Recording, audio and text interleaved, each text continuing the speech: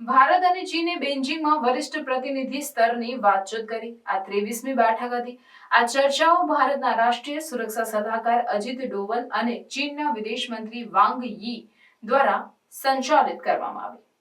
આ બેઠક 5 વર્ષમાં પ્રથમ બંને દેશો વચ્ચેના લાંબા સમયથી ચાલી રહેલા સરહદ મુદ્દાને ઉકેલવા માટેનું ઉદ્દેશ્ય ધરાવતી હતી. ચર્ચાઓ દરમિયાન બંને પક્ષોએ સરહદ મુદ્દો ઉકેલવા માટે ન્યાયસંગત, વાજબી અને પરસ્પર સ્વીકાર્ય ફ્રેમવર્ક શોધવા માટેની તેમની પ્રતિબદ્ધતાને પુનઃ પ્રમાણિત કરી.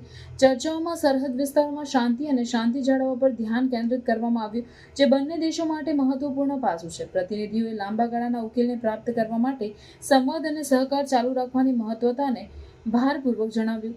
વિદેશ મંત્રાલયના પ્રવક્તા રણદીપ જયસ્વાલે જણાવ્યું કે આ બેઠક દ્વિપક્ષીય સંબંધોને મજબૂત બનાવવાના અને પ્રદેશમાં સ્થિરતા સુનિશ્ચિત કરવાની દિશામાં મહત્વપૂર્ણ પગલું હતું.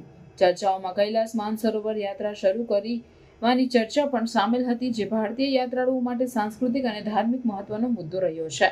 આ બેઠકના પરિણામો ભવિષ્યની વાટાઘાટો માટે માર્ગ મોકળો કરશે અને ભારત અને ચીન વચ્ચે પરસ્પર વિશ્વાસ વધારશે.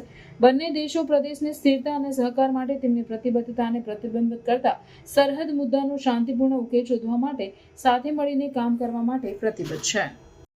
SR level talks happened on 18th. After that, we put out our press release. Our press release gives you a perspective as to what was discussed. Now, the specific question about the 6-point consensus, I think we can speak for our press release and give you details on that. I can say that, what we have said in our press release, that we have reaffirmed their commitment, both sides have reaffirmed their commitment to explore a fair, reasonable and mutually acceptable framework for the settlement of the boundary question in accordance with the political parameters and guiding principles agreed in 2005. There were some questions about this 2005 also. It's a document which is available, publicly available. It is there on our website.